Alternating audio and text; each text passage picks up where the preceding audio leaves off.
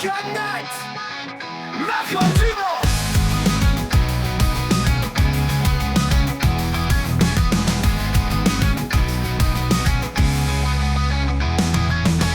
Hello les amis, j'espère que vous allez bien, bienvenue dans cette nouvelle vidéo. Aujourd'hui dans cette vidéo on va parler matériel, ce que je veux faire de temps à autre et bien sur ma chaîne gaming.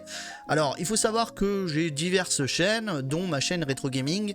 J'aurais pu aussi en parler sur ma chaîne Retro Gaming, mais je ne vois pas la pertinence, parce que mon audience Retro Gaming, ils sont plus axés sur les petites consoles, etc.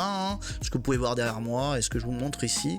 Mais bref, parler de matériel PC, ça va pas forcément leur parler. Alors que là, vous, sur ma chaîne gaming, ça vous parlera peut-être un peu plus. Aujourd'hui, je parle matos, pourquoi? Parce que, bien souvent, quand vous êtes sur PC, que vous faites du gaming, bien vous avez peut-être envie, pour diverses raisons, de faire soit du podcast. Alors, cette vidéo va s'adresser à beaucoup de gens, Ça peut être soit du podcast, vous avez peut-être l'envie de faire du streaming sur Twitch, peu importe, ou même, écoutez, créer du contenu comme je fais aujourd'hui, sur YouTube. Et je vais vous parler un petit peu de mes déboires sur YouTube, mais on va parler surtout du matos, le matos que j'utilise aujourd'hui, puisque j'en suis satisfait. Il s'agit de mon micro, tout simplement, le micro que j'utilise aujourd'hui. Alors d'abord on va parler un petit peu de mes déboires, puisque quand j'ai commencé YouTube il y a 2 ans, c'est-à-dire il y a peu de temps, j'ai commencé avec des micros de très très mauvaise qualité, parce que moi j'estime quand on fait quelque chose il faut se lancer, peu importe les moyens qu'on a, du moment qu'on est motivé et qu'on y croit, tout simplement, mais on peut y arriver, mais c'est là où on va faire des erreurs, mais ces erreurs on va apprendre tout simplement à les résoudre et à s'améliorer en fait avec le temps. C'est ce que j'ai fait, j'ai acheté un micro de très mauvaise qualité, on me l'a fait très vite remarquer, on a commencé à me suivre quand même, mais je pense que j'ai perdu un petit peu d'audience à cause de ce matériel. Bref, c'est pas grave. Moi ça m'a permis de me rendre compte que le son était effectivement de mauvaise qualité, je savais déjà, mais je m'en contentais, parce qu'il faut savoir que quand vous lancez une chaîne YouTube, que vous faites du streaming, vous savez jamais vraiment si ça va marcher. C'est pas une histoire de chance, c'est une histoire de beaucoup de paramètres, autant professionnels, c'est-à-dire d'avoir une bonne qualité d'image, une bonne qualité de son, bien que le son est bien plus important que l'image, mais ça va compter aussi sur votre personnalité, ça va compter sur les sujets que vous allez aborder. Bref, il y a tout un tas de choses, mais aujourd'hui on se concentre vraiment sur ce truc, le son. Moi, au bout d'un moment, je me suis dit, bon, il va falloir que j'investisse un peu plus dans le son, parce que je crois en mon projet, donc on va investir un petit peu plus. Alors bien entendu, investir dans du matos, malgré tout, même si on croit en son projet, on va pas dépenser des 1000 et des 100, parce que tant qu'on n'est pas monétisé, tant qu'on n'est pas ceci, cela, voilà, c'est de l'argent à fond perdu, sauf si vous aurez l'utilité autre part que faire ça. Donc ce que je vais vous proposer aujourd'hui, c'est ma méthode, c'est une méthode que j'utilise tout le temps, c'est-à-dire au début j'attaque les choses gentiment, en essayant de pas trop me ruiner dans le matos. C'est ce que j'ai fait avec ce micro, que je suis très satisfait d'ailleurs depuis 2 ans. C'est un micro qui vaut 21 € déjà. Je vous mettrai les liens en description de tout ce que je vais vous expliquer ici et pourquoi je l'ai choisi. Alors tout d'abord, vous pouvez trouver des micros à tous les prix, des micros USB, etc. Celui-ci, c'est pas un micro USB. Moi, j'estime que c'est un micro semi-professionnel, puisque sa connectique, c'est de l'XLR, donc c'est ce qu'on va retrouver sur les micros de grande qualité, les Shure, etc. Vous pouvez trouver des micros Rode qui sont à 150 €, qui ont un son à peu près similaire à celui-ci.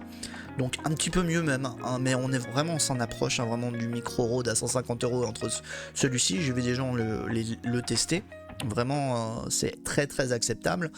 Et après, ça peut monter très loin. Les micros, on peut en avoir à 700 €, etc. Il faut savoir, pour les gens qui sont néophytes au niveau micro, il y a des micros pour tout. Moi, comme vous voyez, je suis un petit peu musicien aussi, j'ai des guitares derrière. Vous avez des micros pour à peu près tout. Là, c'est vraiment un micro de proximité qui va faire ressortir un peu tout. C'est-à-dire que, oui, si vous avez de l'écho dans votre pièce, on va l'entendre. Si vous avez des bruits ambiants, on va l'entendre. Il y a des solutions qui permettent d'éviter tout ça. Ce que moi je fais aujourd'hui, parce que sinon il est trop précis ce micro. Par exemple, j'utilise OBS pour mes vidéos, pour les enregistrer, du moins pour la capture, etc. Et j'utilise un filtre qui est directement intégré à OBS pour éviter les bruits, un filtre anti-bruit, on va dire. Également, pour faire ressortir ma voix, j'ai fait aussi quelques réglages, mais ça je vous expliquerai après. Globalement, on va déjà voir le matos. Donc ce micro vaut 21 €. Moi je trouvais ça pas cher du tout, je suis très satisfait, comme je dis, ça fait 2 ans que je l'utilise. C'est le micro BM800. Donc vous pouvez le voir ici. Alors vous allez peut-être pas m'entendre à chaque fois parce que la capsule est juste devant. Si je parle à côté, eh bien tout de suite on n'a pas le même rendu. Et pareil, hein, comme c'est un micro de proximité, bah si je suis pas proche, enfin le son est un peu différent. Donc c'est vraiment un micro comme je l'utilise, qui est vraiment fait pour ça. Si vous faites des vidéos plus en déplacement, là un micro cravate sera peut-être plus adapté. Mais voilà, chaque micro a son utilité de ce côté-là. Pour 21 €, ce que vous allez avoir, c'est pas tout, hein. C'est pour ça que je vais faire un petit peu... je vais vous expliquer un peu tout ça. Donc pour 21 €, vous allez retrouver donc ce micro qui est en différents coloris. Vous avez donc une petite capsule qui permet de l'adapter, hein, normalement sur un pied, etc. Et vous avez un câble, hein, donc le câble XLR, pour ceux qui ne connaissent pas la connectique, je vous mettrai une photo ici. C'est une connectique professionnelle qu'on retrouve sur tous les micros pro, hein. Et derrière vous avez normalement, ce que je n'utilise pas, eh bien vous avez une prise jack classique. Donc la prise jack classique, hein, 3,5 pouces, donc ce qu'on retrouve sur nos écouteurs et sur les micros bas de gamme. Alors ce câble d'origine, je l'utilise pas directement. Je vais vous expliquer pourquoi. Tout d'abord, comme c'est un micro professionnel, pour utiliser son plein potentiel, si vous l'utilisez tout de suite comme ça, sans rien de plus, eh bien vous allez avoir un son extrêmement bas. Tout simplement parce que c'est un micro qu'il faut auto-alimenter avec une alimentation fantôme de 48 volts. Voilà, les micros professionnels, c'est comme ça que ça fonctionne. Donc si vous n'avez pas ça, vous avez un micro qui est de bonne qualité, mais avec un son très faible, et vous allez sûrement avoir du mal à l'utiliser. Donc pour l'utiliser, il faut une alimentation fantôme, je vous mettrai un lien en description. Vous pouvez acheter ça sur AliExpress ou sur Amazon, ça vaut 20 € de plus. Vous allez du coup brancher, hein, puisque vous allez avoir les câbles avec, votre câble XLR de votre micro à votre alimentation fantôme, ce qui permettra de l'alimenter, et après vous allez prendre l'autre câble que vous avez eu avec le micro, que vous brancherez en XLR sur votre alimentation fantôme, que vous brancherez sur votre PC, et là vous aurez le son identique au mien. Bon, il y a quelques petites subtilités encore, moi de mon côté. Alors moi j'ai pas fait totalement ça, et c'est pas forcément ce que je vous recommande, mais vous pouvez le faire, il y a diverses solutions, c'est-à-dire, comme je vous ai dit, il y a l'alimentation fantôme, donc ça nous ramène à 40 € le micro, ça reste très acceptable, et vraiment pas cher pour commencer, pour avoir un son de qualité. Moi j'ai fait autrement, pour diverses raisons économiques, mais aussi pratiques.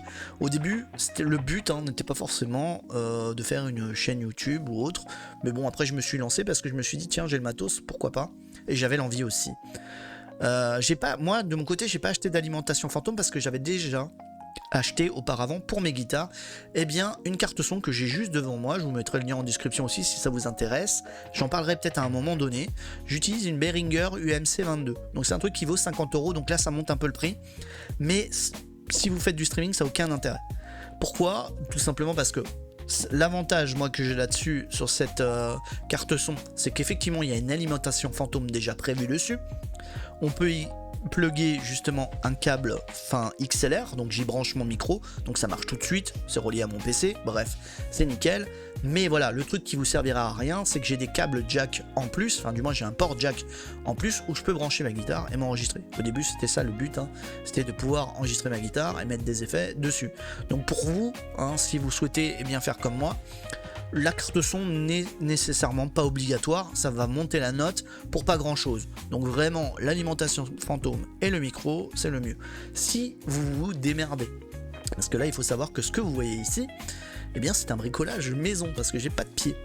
Parce que j'avais pas envie d'investir, j'avais pas forcément... Alors j'avais les deniers pour le faire, j'avais l'argent pour le faire, pour acheter un pied, mais je me suis dit bon, on verra plus tard. Ça, je vais me bricoler un petit truc, ce que vous avez devant vous, pour tenir mon micro. Alors bien entendu, si vous êtes bricoleur, ça va, vous pouvez vous démerder. Sinon, je vous invite à rajouter 20 € de plus pour vraiment être tranquille et acheter un pied entrée de gamme, bas de gamme, qui vaut 20 €. On va pouvoir mettre le micro dessus, puis voilà, vous allez accrocher ça sur votre bureau, et au moins vous serez tranquille, vous aurez le package complet. Donc globalement, si vous êtes bricoleur, à 40 € on s'en sort, on a un truc comme ça, comme moi, avec un son plutôt sympa. Et sinon, si vous n'êtes pas trop bricoleur, et bien voilà, à 60 € avec le pied. On a un truc vraiment plutôt cool, clé en main, avec un son vraiment de très très bonne qualité. Je vous mettrai tous les liens en description, comme ça vous avez tout. Je rajouterai encore une chose de ce côté-là, au niveau de ce micro.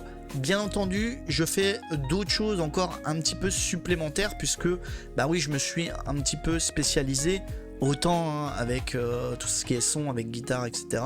Et j'utilise, et ça c'est pour moi, mais peut-être que je vous l'expliquerai plus tard dans d'autres vidéos, si en fonction des commentaires que vous faites, si vous voulez le savoir.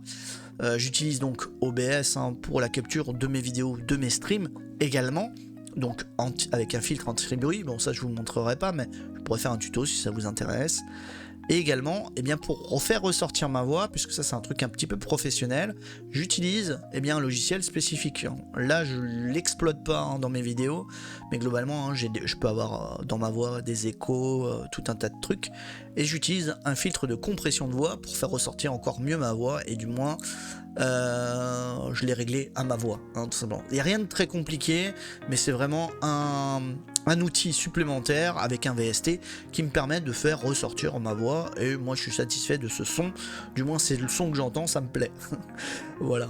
Mais sinon, au-delà, même sans ce filtre que je vous explique, supplémentaire que moi j'ai rajouté pour régler ma voix, le son de ce micro est juste incroyable. Comme je vous dis, ça fait 2 ans que je l'utilise, déjà pour la durée du micro. Il fait pas cheap du tout, il est lourd, etc. C'est vraiment un micro de très très bonne qualité, du moins si vous démarrez sans vous ruiner. Avoir un son de qualité pour faire vos vidéos, c'est plutôt pas mal, pour faire vos streams, etc.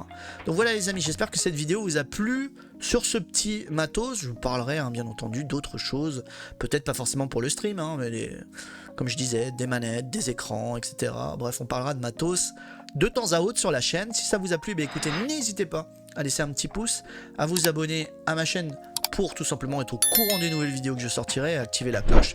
Et sur ce les amis, je vous dis à bientôt et à une prochaine vidéo. Ciao ciao.